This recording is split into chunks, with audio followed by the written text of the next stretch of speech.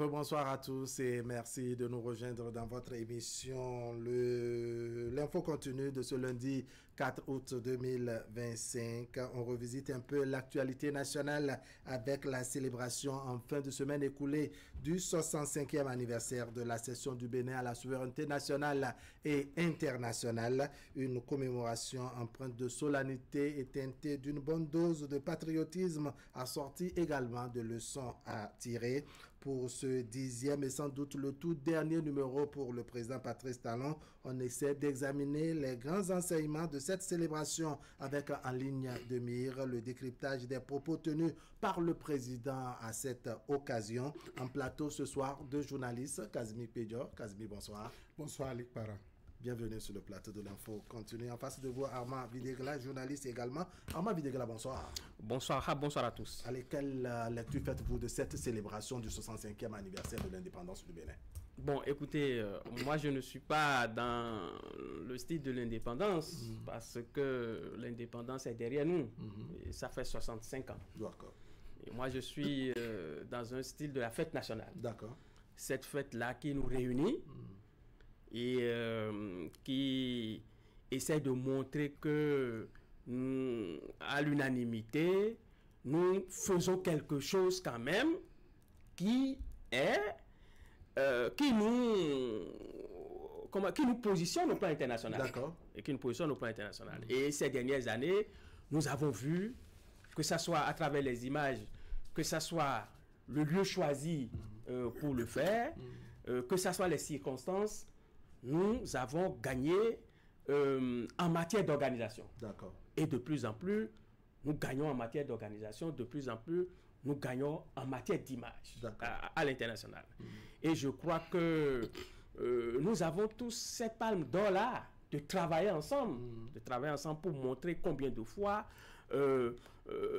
nous vivons cette manière-là qu'on nous a donnée il y a 65 ans de vivre libre. D'accord. De vivre libre. Alors, fête nationale, vous avez vraiment senti, je dirais, cette communion, cette ferveur dont parle Armand Videgla, vous, de votre lecture? J'irai au-delà de Armand Videgla pour dire que moi, je pense plutôt à un style de relance économique. D'accord. De tout ce qu'il a dit, ce qui est la trame de fond, ce qu'il faut retenir ici, c'est que à un moment donné de l'histoire du peuple Dahomey, béninois, plus tard, on a senti la nécessité de nous diriger nous-mêmes. D'accord. Hubert Maga, feu Hubert Maga, l'a manifesté donc le 1er août. Mais après ça, nous avons connu des situations qui n'ont pas permis donc aux Béninois d'être fiers de cette indépendance.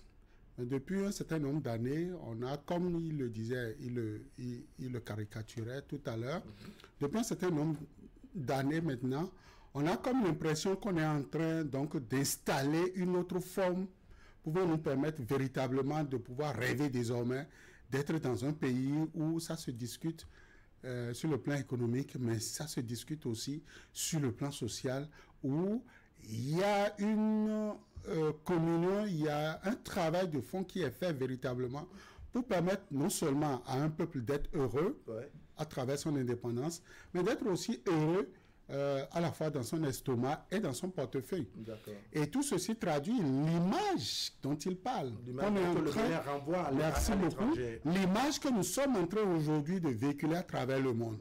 Vous allez voir, c'est beaucoup de choses dans cette ferveur-là des 65 ans. Et c'est la trame de la fête, mais c'est aussi le tourisme. C'est les secteurs vitaux, c'est l'économie, c'est l'industrie, c'est des décisions, c'est la jeunesse qu'on convie désormais à l'unité nationale, à réfléchir, à penser développement, à penser épanouissement, à penser beaucoup plus sur le travail. Alors, je suis bien curieux de savoir quelles ont été, je dirais, les grandes étapes qui vous ont marqué, quels ont été les temps forts qui ont attiré votre attention concrètement. Non, je crois que globalement en matière d'organisation, mais le point d'orgue pour tout le monde, c'est le grand défilé, la petite démonstration de ce que nous avons. C'est la force que nous avons. Et ce sont nos sous qui ont servi à acquérir un certain nombre de choses. Et je crois que nous en sommes fiers. Nous en sommes fiers. Nous demandons encore plus. Et je crois que très prochainement, nous serons encore à un certain niveau par rapport à cet arsenal. Et l'autre chose, c'est la déclaration du président de la République qui a quand même surpris plus d'un. D'accord. Moi particulièrement. C'est vrai que j'ai vu un tout petit peu le journaliste, son positionnement, et j'ai vu dans la foulée le porte-parole du gouvernement, et je me suis dit, il y a quelque chose qui va se passer, et puis, véritablement... Ça s'est vraiment passé. Ça s'est vraiment passé, parce que de par le passé, il faut le dire, on n'a pas vu ce dispositif où le chef de l'État est allé saluer ses invités, les salutations d'usage, ce qu'on peut appeler aussi bain de foule. Et dans cette foulée-là, on lui arrache quelques mots. On a eu cette interview du président de la République, et une interview qui nous montre un tout petit peu et qui sonne comme un discours d'adieu. D'accord. Et je vous dis que même dans la célébration, dans la tête de tout un chacun, c'est que c'est le dernier avec le président de la République. Oui. C'est quand même très important parce que vous voyez le lieu. D'abord, le lieu, parce que on n'avait pas eu l'habitude de faire une célébration là. Je rappelle que en 90, en 91, je crois jusqu'en 94, il y a eu des célébrations de ce côté-là. D'accord, oui. Et je crois en 95... Ce qu'on appelle le boulevard de la Marina. Oui, en 95, on n'a pas eu de manifestation parce qu'on devait faire le sommet de la francophonie et tout ça. Oui. Et puis après, c'était Porte-Nouveau, après c'est Étoile Rouge, après tout ça. Oui, des générations, on a même essayé de délocaliser. Voilà. Le Kosa également. Voilà. Ouais. Et donc, nous sommes revenus et on est revenu au lieu, à la place de l'Indépendance, en face de la place de l'Amazone. Oui. Et sur le boulevard de la Marina, qui est revenu, je vais dire, tout neuf. D'accord. Et nous avons notre chant, comment il va le dire? Non, nos Champs-Élysées. D'accord, oui. Les Champs-Élysées au modèle béninois. Alors, je vais revenir vers vous pour qu'on puisse décortiquer, je dirais, les propos forts tenus par le chef de l'État à cette occasion-là, donc à cette interview. Donc, vous faites allusion. Vous, quels ont été les temps forts qui vous ont marqué, au-delà donc de ce discours du chef de l'État sur lequel on reviendra tout à l'heure? Ali Para, moi je vais remonter un peu plus loin parce que l'indépendance a commencé un peu plus tôt au Bénin. Déjà le 25 juin, le chef de l'État a pris un décret pour annoncer les hostilités, a invité donc le peuple béninois à observer un certain nombre de comportements. C'est déjà ça les préparatifs. Mais avant ça, il faut dire que le gouvernement a lancé l'air, donc je peux dire ainsi, du centenaire donc des indépendances du Bénin. Je peux le dire ainsi, je peux me tromper. Mais c'est des actes sur le plan économique qui nous ont permis aujourd'hui de dire que le compte à rebours pour les centenaires donc, des indépendances de l'indépendance du Bénin est lancé à travers donc, le document Vision 2060, 2060. C'est déjà ça pour moi. C'est depuis cette époque-là que les choses ont commencé, si vous savez observer. C'est cette différente rencontre avec la jeunesse, avec l'institutionnel, où le chef de l'État a marqué. On va décrypter ces discours-là. Donc, lorsque vous êtes un observateur et vous vous asseyez tranquillement et vous voyez ces différents paramètres, vous comprenez que aujourd'hui le chef de l'État se dit, OK, comme lui-même il a dit, il a donné le meilleur de lui-même, c'est que on a pris les 10 années pour préparer donc ce compte à rebours que nous venons de lancer. Et quand tout ça est bon, aujourd'hui on peut fêter, on peut festoyer. Cela peut justifier donc l'engouement, l'enthousiasme, la joie qui a la détente au niveau de l'arsenal étatique avec la première dame, avec Madame Karine, avec Lionel Talon et tout le reste, les invités de la République, les Caraïbéens qui sont venus, le peuple béninois tout entier et le couronnement de tout ça, comme il le disait tantôt, Ama Videgla. C'est donc cette touche particulière là. Mais je tiens quand même à préciser une chose sur ce plateau. Mathieu Kérékou avait déjà fait le défilé militaire sur les Champs-Élysées béninois. D'accord, c'est-à-dire sur le boulevard. À travers le couloir là. Le couloir, il y a un petit couloir là, au niveau de entre la présidence et la primature et le tribunal. Il y a un petit couloir là. Il y a un espace vide à l'époque. L'ex-président avait déjà donc lancé. Donc je crois qu'aujourd'hui, on a modernisé tout ça. On a donné un tempo, un cachet spécial désormais.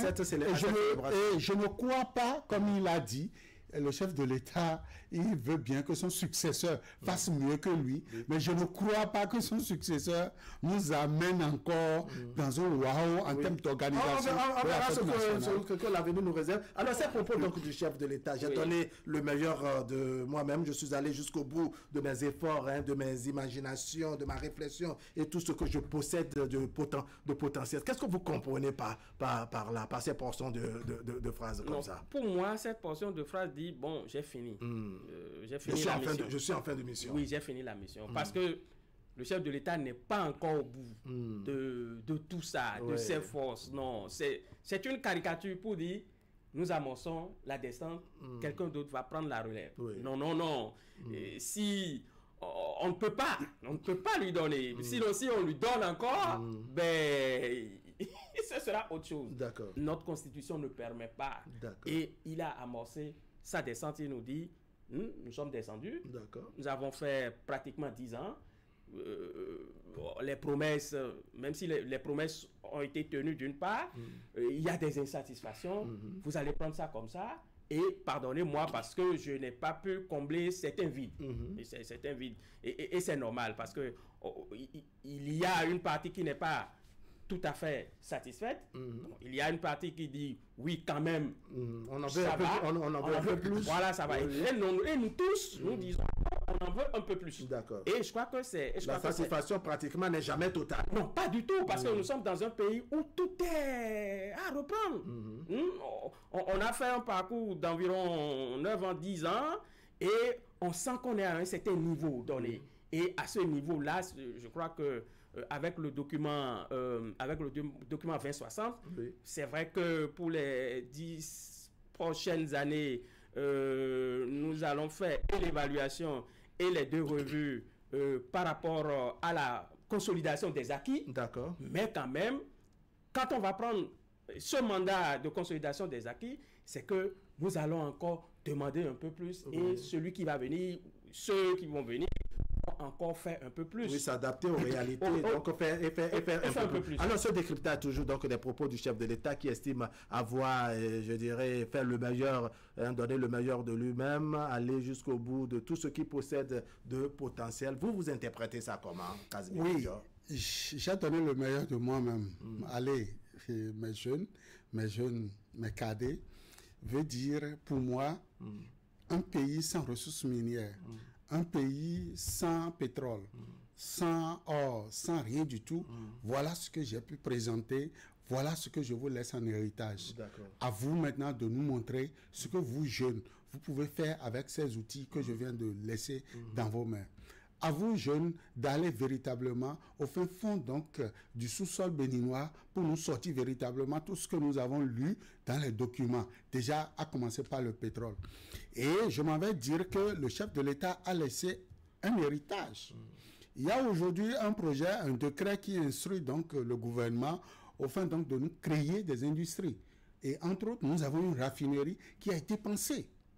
Il faut que son successeur puisse ramener donc ce décret-là et le concrétiser. Pour véritablement amorcer le document 2060, il va falloir véritablement sortir donc des tasses, de la collecte des recettes, de l'élargissement de l'assiette fiscale et chercher maintenant l'argent parce que il y a un rapport qui est en train de circuler sur les réseaux sociaux où on a classé donc les réserves en or du Bénin, enfin pas du Bénin, de la sous-région ouest africaine, notamment en ce qui nous concerne l'UEMOA.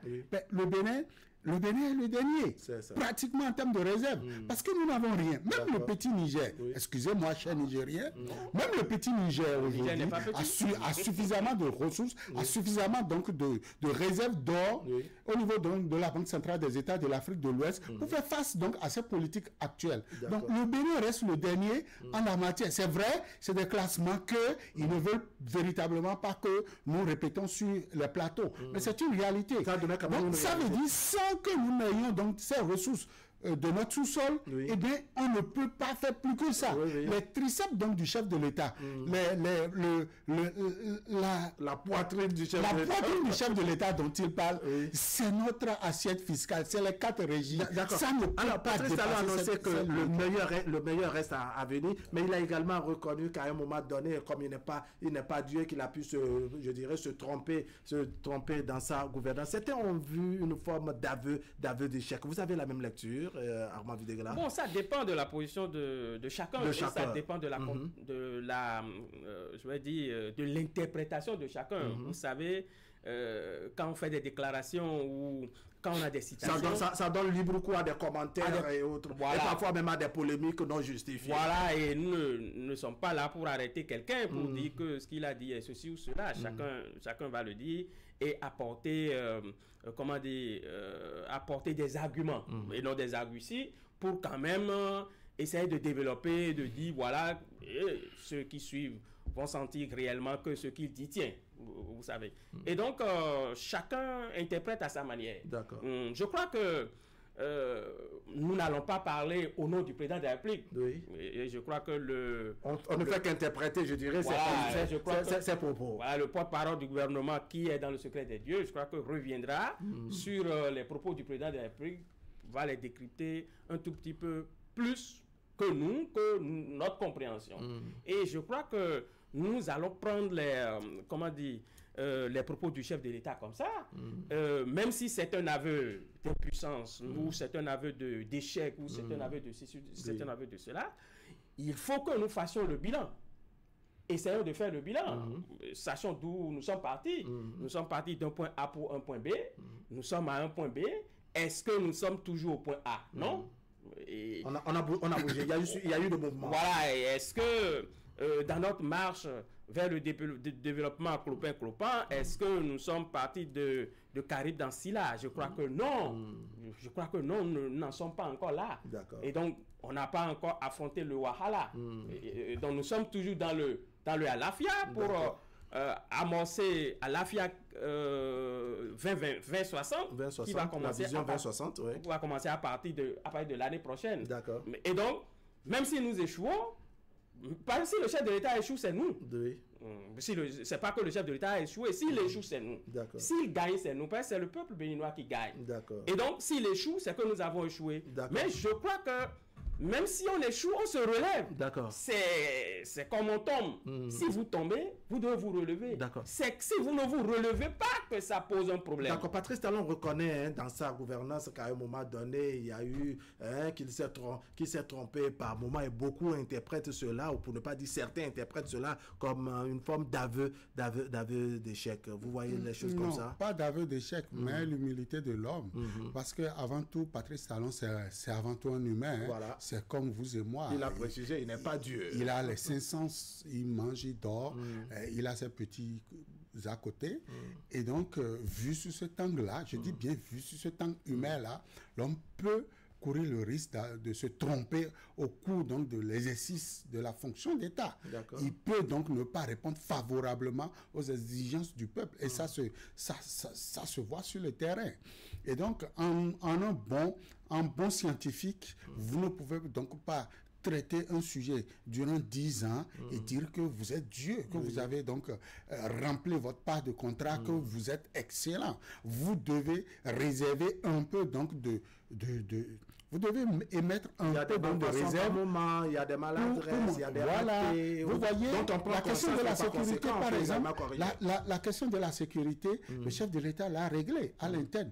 Mais l'insécurité à l'externe, pour ce qui est de ce que vous savez, on n'a pas réussi. Il n'a pas réussi ce challenge-là. Il fait tout, mais il n'a pas réussi. Oui. La question de la fermeture... Il faut préciser qu'on ne croise pas les bras parce qu'on a échoué. Merci. La question aujourd'hui de la fermeture de la frontière, et avec nos voisins, on l'a réglé partiellement. On l'a réglé avec le Nigeria, mais avec l'autre voisin, on n'a pas pu. Le bon voisinage avec certains pays, c'est pas chose aisée. Donc, le chef de l'État ne peut pas faire un bilan élogieux, à moins qu'il soit véritablement le dictateur dont peint donc certains langues. C'est-à-dire quelqu'un qui n'est vraiment pas prêt à reconnaître ses erreurs. Allez, Patrice Talon, il y a ce commentaire également autour, je dirais, de ce pardon que Patrice Talon demande en ce qui concerne ses erreurs éventuelles dans sa gouvernance, et cela suscite également de commentaires au sein de l'opinion. Vous avez suivi ça? On dit que bon, Patrice Talon demande pardon à son peuple, alors que lui, à son tour, refuse de pardonner les gens. Bref, il y a ce commentaire-là. Bon, vous en faites quelle lecture, vous, à votre niveau? Non, pour moi, c'est de bonne guerre quand même, parce que vous voyez, le chef de l'État a fait une déclaration un jour pour dire, voilà, le pardon peut être parfois, une faute, et il a dit dans un contexte bien précis, il a dit, parce que ces propos ont commencé quelque part, et puis après, nous avons eu ça. Et comme c'est ça juste qui nous intéresse, c'est que nous prenons juste la portion. Dans cette séquence. Voilà, et puis bon, on en fait ce qu'on veut. Des fois, on installe ça dans un contexte qui est plus ou moins détaché ou déplacé du contexte dans lequel le chef de l'État l'a prononcé. Ce qui peut quand même provoquer une détresse émotionnelle. Et vous voyez... Comme aurait dit l'autre.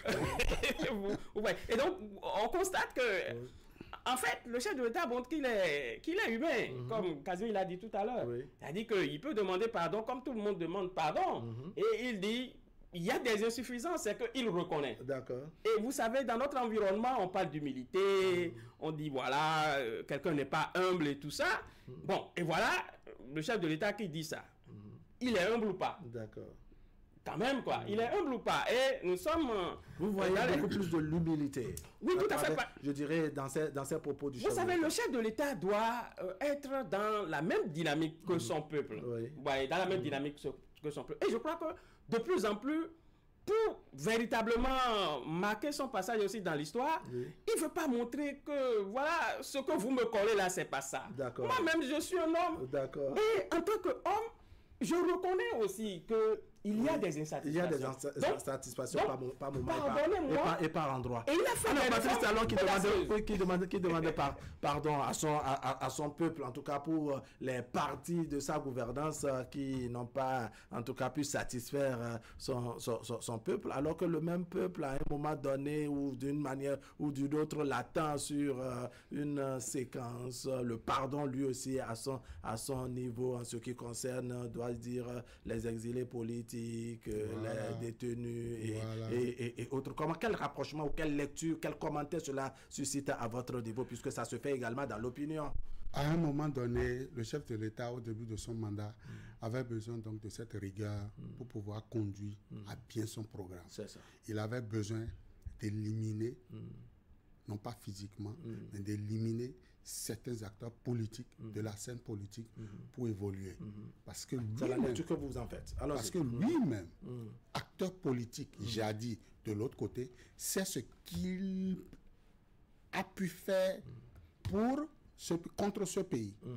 Et donc, de l'autre côté, il sait ce qu'on peut faire contre lui. Et donc, il a pris un certain nombre de décisions. Il n'est pas revenu dessus. Vous rappelez donc de cette phrase-là, vous en souffrirez, mais vous ne pouvez rien faire. Cette phrase-là a sonné tout le temps comme l'aurait dit l'autre, dans les cervelles des Béninois. Aujourd'hui, il est temps que ce président puisse donc venir reconnaître qu'il en avait besoin pour la réussite et pour la bonne gouvernance. Et donc, dans cette gouvernance, il y a forcément des casses. Les moments de casse à travers les villes et campagnes du Bénin, les moments d'arrestation, les lois pour empêcher donc un certain nombre de choses ont été une réalité, ils reconnaissent ça.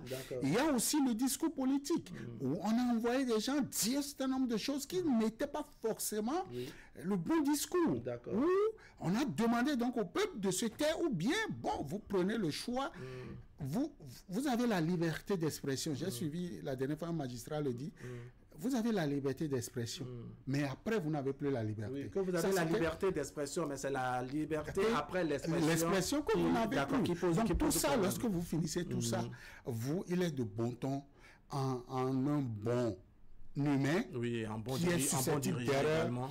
vous demandez pardon au peuple parce qu'à un moment donné, vous avez fait son bonheur contre son Alors, ce sont gré. des aspects sur lesquels nous aujourd'hui, reviendrons sans doute très prochainement sur le plateau de l'Info Continue. On va poursuivre avec, je dirais, les grands absents. Qui sont ceux que vous avez notés, je dirais, à cette occasion, mais qu'on espérait, parce qu'ils sont également des citoyens béninois, jouissant, doit dire, de leur liberté de circulation et autres, leur liberté donc de mouvement, mais qu'on n'a pas senti à cette occasion. Il n'y a pas de grands absents. Et il n'y a pas d'absents en réalité. Vous savez, les gens n'ont pas pu répondre à l'invitation du président de la République. D'accord. Et ce n'est pas pour la première fois. D'accord.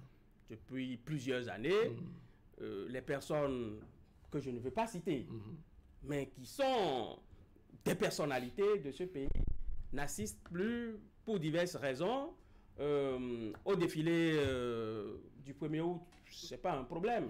Et là, ils ne sont pas absents. S'ils étaient absents, c'est qu'ils avaient l'habitude de venir, de suivre les manifestations et pour des raisons qui deviennent des traditionnels absents. Il s'agit quand même d'une fête nationale. Il s'agit quand même d'une fête nationale. Ce n'est pas la fête d'un individu, d'une personne. Non, mais il les a invités à travers des structures de l'État habilitées pour le faire. Et ces invitations, selon les confidences que j'ai eues, je ne vais pas donner une période, mais je crois que cette structure, depuis plusieurs années, a été instruite pour que les invitations parviennent à qui de droit. Et que des gens intègrent ça dans leur agenda. Parce que le 1er août tombe dans les vacances et dans cette période-là, les gens vont en vacances et tout ça. Et donc, il y a que cette structure doit faire un travail et cette structure a été instruite pour que ces personnalités-là aient leur invitation à temps. Alors, est-ce qu'en disant qu'il n'y a pas eu de grands absents, ça sous-entend que bon, ça n'a rien changé, je dirais, à la célébration, à son contenu et tout ce qui va Je suis dans la triste obligation de le dire. C'est ça. Je suis dans la triste obligation de le dire. Alors, Casimir Pedro, il n'y a que pour aller droit au but, il y a que par exemple le parti de l'opposition, les démocrates, n'est-ce pas, étaient absents sur les lieux. Boni Yayi n'y était pas. On n'a pas vu Nicéphore Dieudonné Soglo. On estime qu'il y avait des visages comme Maître Adrien Hungbeji, pour ainsi le nommer, qu'on attendait également sur ce terrain, mais qu'on n'a pas vu venir. Ça vous donne une interprétation, puisque nous parlons quand même de la fête nationale. Ce n'est pas la fête d'un individu. Moi, je parlerai des grands absents, purement et simplement. Je ne ferai pas du tout de la politique sur ce plateau. Il y a des grands absents. Et nous l'avons tous constaté. À ceux dont vous avez déjà cité les noms. Le cas Boni Yayi, moi, je prends avec beaucoup de réserve parce que après la déclaration du chef de l'État avec la jeunesse, Boni Yayi a répondu. Mais si vous avez suivi bien la vidéo qui passe sur les réseaux sociaux, sauf erreur de ma part, et sauf une autre confirmation, ce monsieur a un petit problème de santé. C'est ça. Il a un petit problème de santé. Je le dis, je ne suis pas dans le secret des dieux, mais ça peut justifier son absence. D'accord. Vous l'avez senti un peu fatigué, c'est ça, un peu fébrile, dans le visage, un peu fatigué, tout et tout. Ça peut être la raison. D'accord. Nous ne sommes pas en attendant d'avoir confirmation, comme vous dites. Allez, poursuivez. Oui. Le président Nicéphore Dieudonné Soglo aussi a un petit problème de mobilité.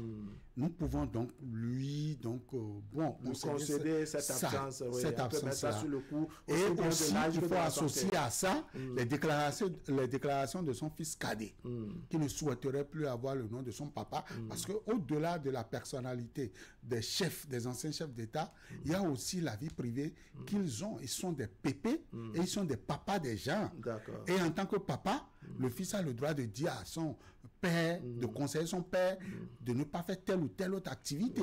Donc, le fils cadet a refusé un certain nombre de choses. Il ne veut plus voir son papa traîner dans un certain nombre de choses. Mais ici, c'est une fête nationale, il ne s'agit pas d'aller visiter les réalisations du régime.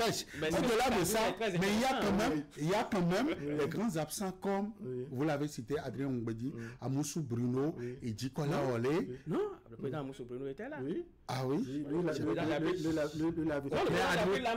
D'accord, mais Adrien Oundjedji, en tout cas, n'était pas là. Oui. Et il y a l'ancienne classe politique dont nous avons parlé ici il y a une semaine ou 2 semaines, qui véritablement continue donc de bouder. Bref, il y a de ces visages, de ces personnalités en tout cas. Or, aujourd'hui, présentes. je ne crois pas savoir que le véritable objectif, enfin, la vision actuelle du pays, c'est de rester donc dans ce format ancien, dans ce format jadis de crispation, de... Alors, doit-on interpréter, je dirais, ces absences comme une forme de protestation en dépit de tout? C'est vrai, on reconnaît qu'il s'agit d'une fête nationale, c'est pas la fête de Patrice Talon, c'est la fête de tout le Bénin, mais est-ce que c'est un message qu'on veut passer peut-être aux dirigeants actuels, Patrice? Mais depuis plusieurs années, je ne comprends pas, Kazmi.